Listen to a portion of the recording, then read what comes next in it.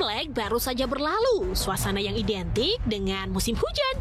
Tapi sahabat tahu nggak sih, ternyata ada 5 daerah yang paling kering alias jarang dapat hujan di muka bumi. Penasaran?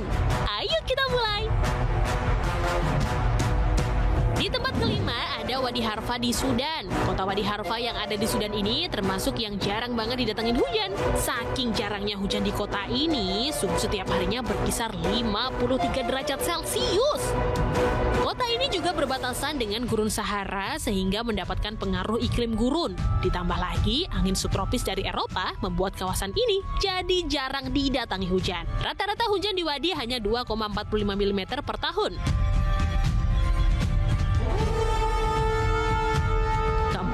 Ada Kota Ica di Peru. Kota Ica ini berbatasan dengan Gurun Atacama. Gurun seluas 105.000 km persegi ini dinyatakan sebagai gurun terkering di dunia. Nah, karena Kota Ica berbatasan dengan Gurun Atacama, jadi wilayahnya berdebu dan kering. Karena iklim gurun, maka curah hujan di Ica rata-rata 2,29 mm per tahun. Tapi suhu di Ica ini tidak panas ya sahabat, cuma 20 derajat Celcius. Bahkan Kota Ica ini dikenal sebagai kota peristirahatan yang bagus untuk penderita penyakit asma.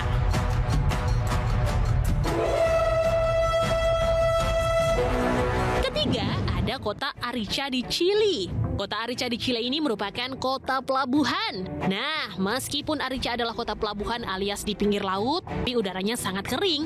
Rata-rata hujan di kota ini hanya mencapai 0,7 mm per tahun. Bahkan dari Oktober 1903 sampai Januari 1918 atau sekitar 14 tahun, kota ini tak pernah dapat hujan. Sama seperti kota Ica, Arica merupakan bagian dari Gurun Atacama. Nah, saking keringnya gurun ini, bahkan di beberapa tempat ada yang tak pernah kebagian hujan selama 500 tahun.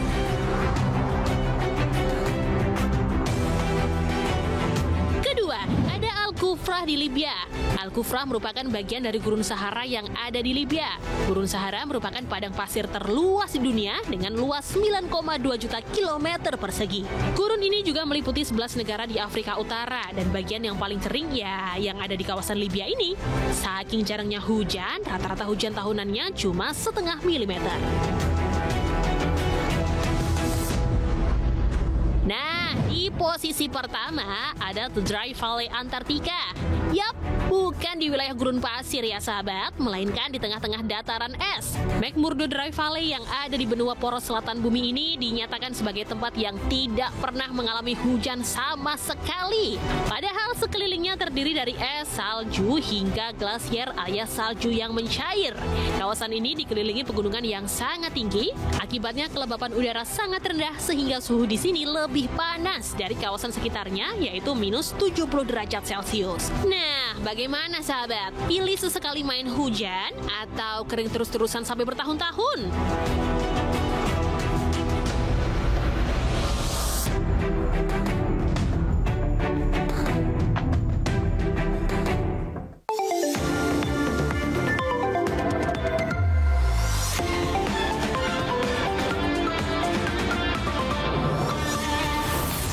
Wah, itu tadi ya.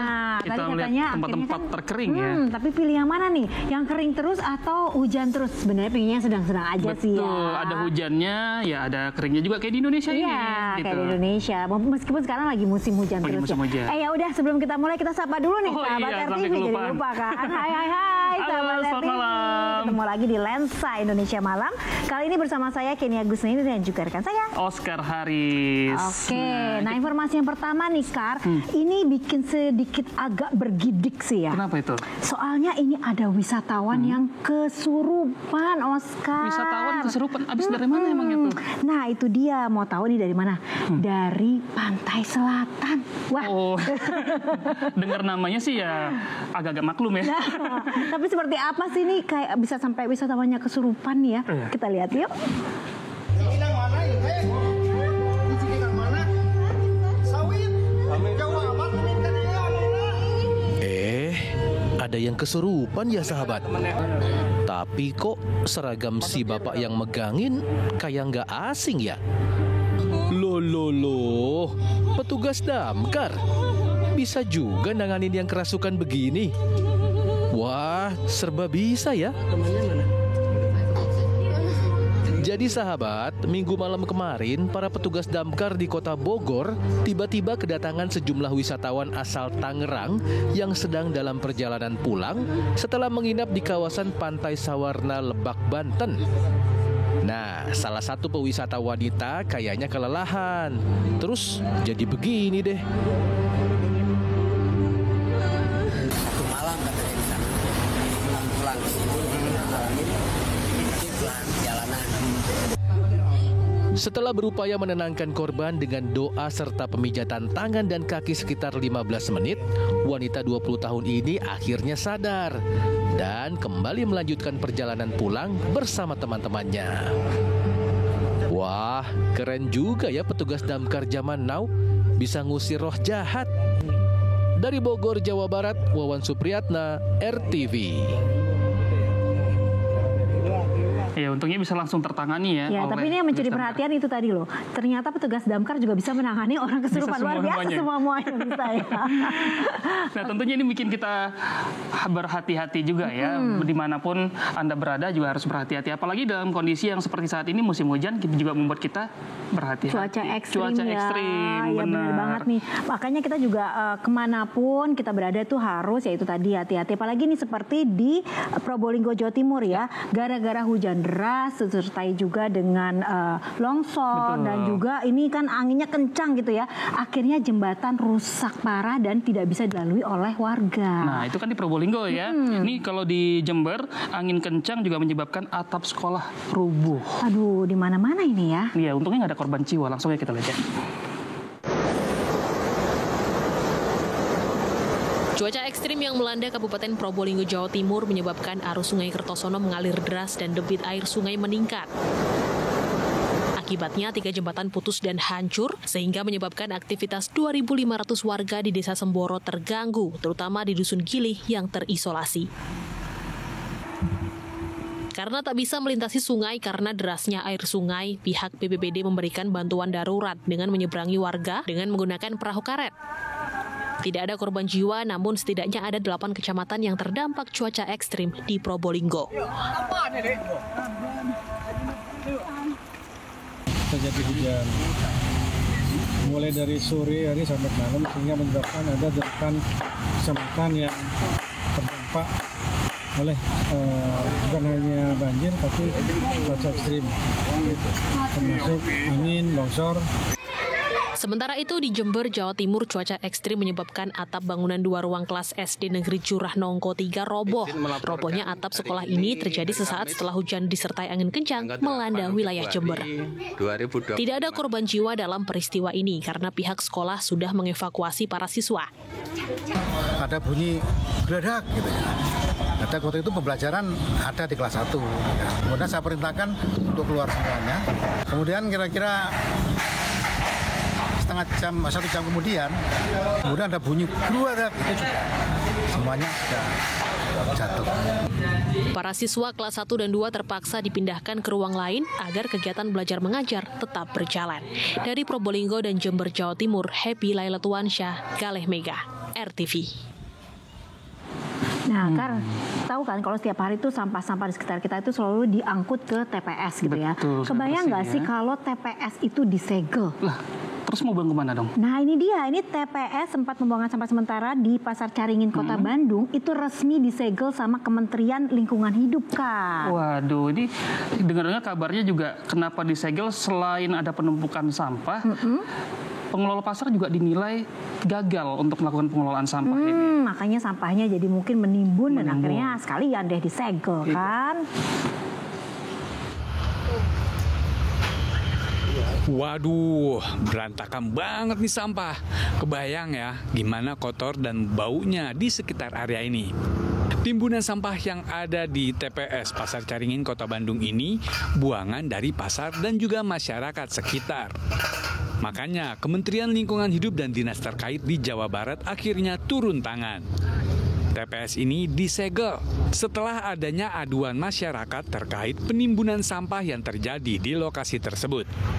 Penyegelan ini dilakukan karena pengelola Pasar Caringin dinilai gagal mengelola sampah secara mandiri, sehingga berpotensi memicu pencemaran lingkungan termasuk air tanah. Selain itu, pasar ini juga tidak memiliki dokumen lingkungan maupun persetujuan lingkungan. Pelanggaran ya, Undang-Undang 18 ya tidak melakukan pengelolaan sampah. Mengkhawatirkan untuk pencemaran ya, dia akan mendapat air lindinya dan pencemaran air tanah dan sebagainya ya. Dan itu tidak sesuai dengan pengelolaan sampah. Selain penyegelan, pengelola pasar juga diberi sanksi untuk segera mengosongkan sampah serta pemenuhan dokumen lingkungan. Dari Bandung, Jawa Barat, Asep Sarifudin, RTV. Nah, itu dia dinilai gagal mengelola lingkungan, mengelola sampah. Jadi dikhawatirkan adanya pencemaran lingkungan dan juga mengganggu kesehatan pastinya kan. Pastinya. Dan tapi ini ngomong-ngomong soal kesehatan nih, hari ini juga lagi ada yang viral soal pemeriksaan kesehatan. Benar nggak? Betul. Ini kita kalau mau pemeriksaan kesehatan secara gratis bisa. Datang ke puskesmas. Datang ke puskesmas, tapi ada syaratnya ya. Betul. Harus yang ulang tahun. Nah, kamu kan bentar lagi ulang tahun nih, bisa dipakai tuh kan. Iya, tapi itu juga bisa apa aja? Nah, ada untuk tes gula darah, tes tekanan darah juga, masih banyak lagi. Langsung aja kita lihat lengkapnya bagaimana ya. Yuk, yang buat ulang tahun nih, periksa nih di puskesmas. Sahabat, siapa nih yang lagi ulang tahun? Selamat ya, semoga sehat selalu. Nah, mumpung lagi ulang tahun, kamu bisa loh cek kesehatan di puskesmas secara gratis. Cek kesehatan gratis ini program pemerintah sebagai hadiah untuk kamu yang sedang berulang tahun. Tenang, gak cuma untuk yang ulang tahun aja kok.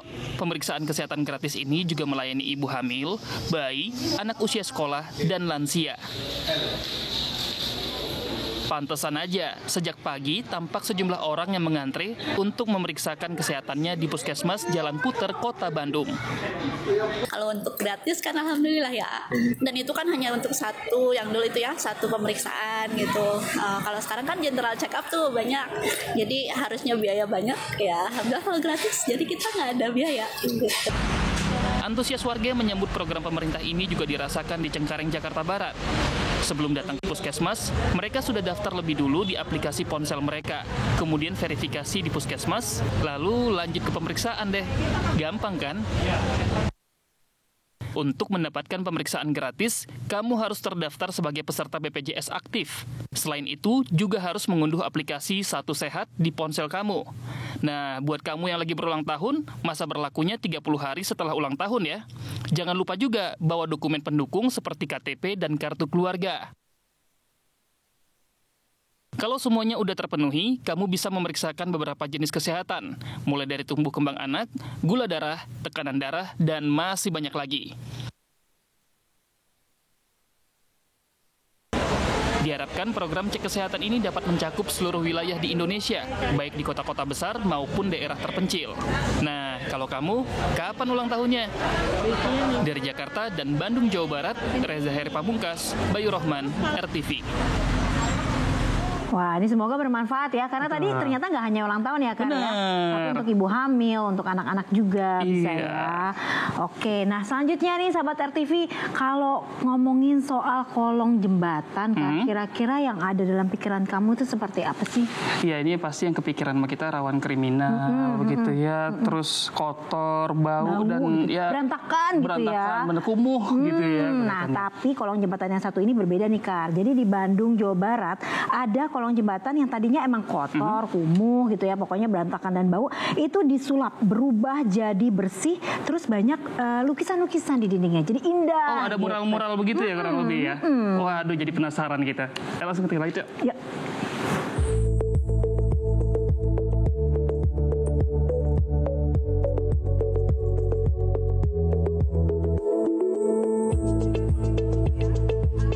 Wah, kolong jembatan ini rapi dan bersih. Dan banyak lukisan mural di tembok-tembok penyangga kolong jembatannya. Biasanya yang namanya kolong jembatan nih, pasti kita membayangkan suasana kotor dan bau, serta kumuh. Nah, kolong jembatan ini adalah kolong jembatan Pasopati yang ada di wilayah Kelurahan Taman Sari, Kecamatan Bandung Wetan, Kota Bandung.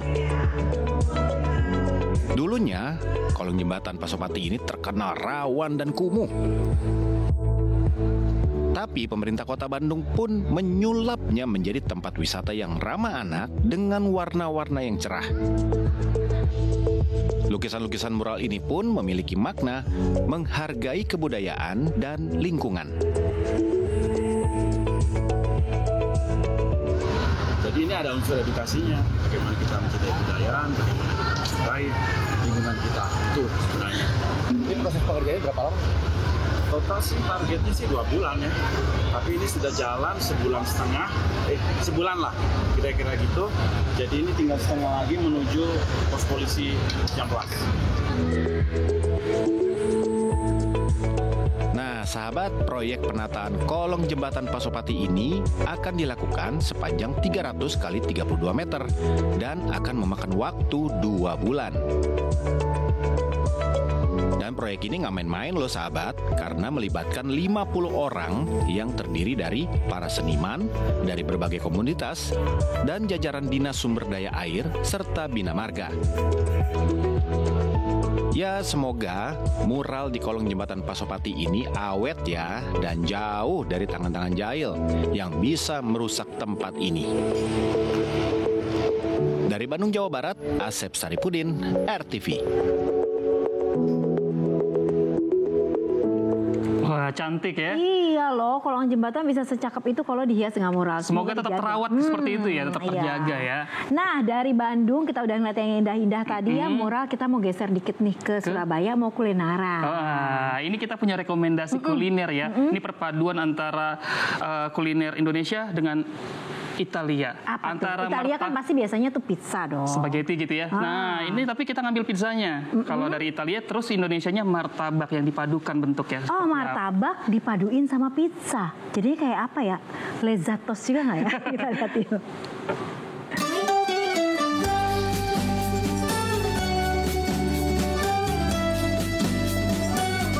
Halo sahabat, kita kulineran yuk.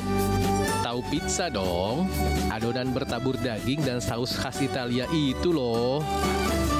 Nah, kalau martabak khusus, pernah coba nggak? Ini tuh salah satu camilan khas Madura loh sahabat.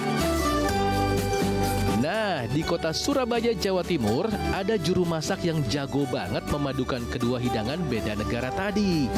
Ini dia, martabak usus pizza salmon. Cara bikinnya sih nggak jauh beda sama pizza pada umumnya ya. Cuma bukan pakai adonan pizza, tapi adonan martabak. Jadi setelah diberi isian adonan telur, dicampur bawang putih, daun bawang, dan usus ayam, digoreng dulu ya sahabat. Setelah itu baru deh dikasih topping bawang bombay, jamur, dan irisan daging ikan salmon. Kemudian diolesi saus sambal dan ditaburi keju mozzarella. Terus masukin oven deh sampai matang. Nah, supaya kejunya sedikit meleleh, dibakar dengan teknik flaming begini ya sahabat. Dan voila, pizza siap disajikan. Untuk teksturnya lembut seperti martabak pada umumnya, tapi ini ada rasa salmonnya itu yang lebih autentik. Nah, kira-kira ide awalnya si juru masak bikin menu ini kenapa ya sahabat? Yuk kita dengerin. Saya berpikir dari gimana martabak dari martabak Madura menjadi martabak yang naik level. Jadi saya angkat ke Itali, namanya martabak pizza. Oh, boleh juga ya inovasinya. Layak dicoba nih sahabat. Dari Surabaya, Jawa Timur, Solihul Hadi, RTV.